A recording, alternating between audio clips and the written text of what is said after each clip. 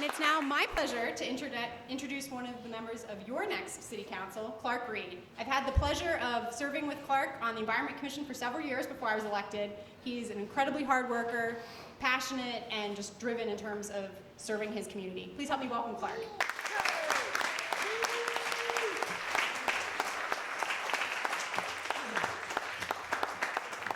Well, thank you, Julie. This may be presumptuous, but I think I know what you're thinking. I think you're standing there thinking, who is Clark Reed anyway? Well, here's what I'm thinking. You're all like family to Julie and Virginia and Mark, right? Over the last several years. So, you know, being up here sort of feels like the boy coming over for dinner to meet the family of my new girlfriend, right? And so before we get into the food and play a little, Pictionary, let me tell you a little bit about myself here. So my wife Colleen and I, we moved to the Twinwick neighborhood shortly after we got married to start a family, and we chose to make Rockville our home in 2002 because living here is very life affirming. We have excellent public schools, a well-managed city, and the citizens were well educated and progressive and friendly, and the location here was near all the sorts of things that we love: the pike, the mountains, the trails, and the streams. And when I began serving on the Environment Commission in 2011, when I met Julie, I really wanted to give back to the city. And since then, I have been elected chair on this commission 3 times.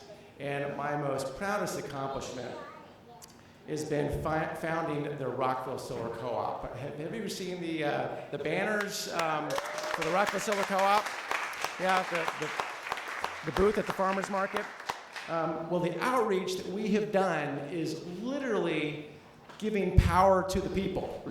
I mean, the nearly 200 families have joined the Rockville Solar Co-op. They're putting solar on their homes, and they're doing it at a very significant discount. And these Rockville families will be saving energy, they're going to be increasing the values of their homes, and they're going to be fighting climate change. Now that is energy democracy, folks. Our co-op is opening up the social and the economic benefits of solar power to a really broad audience of people, and I'm proud to have played a role in that. As chair of the commission, I have sat on many a council meeting, and the tone that I've heard from certain local officials the past year worries me. I mean, I have seen personal grudges grow into dysfunction, such that walls go up, trust is eroded, and the tensions on the council are not like some passing thunderstorm, but they're like this continuous shower of negativity. So I see collaboration that was promised at the beginning of this term crumble. And I'm concerned on the big issues that are before us. Facts are not driving council negotiations. Uncompromising positions are. Worst case scenarios are. Fear-mongering is stopping us from moving forward. And it draws out decisions that should be made in months rather than in years. And when I hear that fear, I want to go up to that person, grab them by the coattail and say, wake up. Your pessimism shows a lack of creativity and faith in what Rockville can accomplish.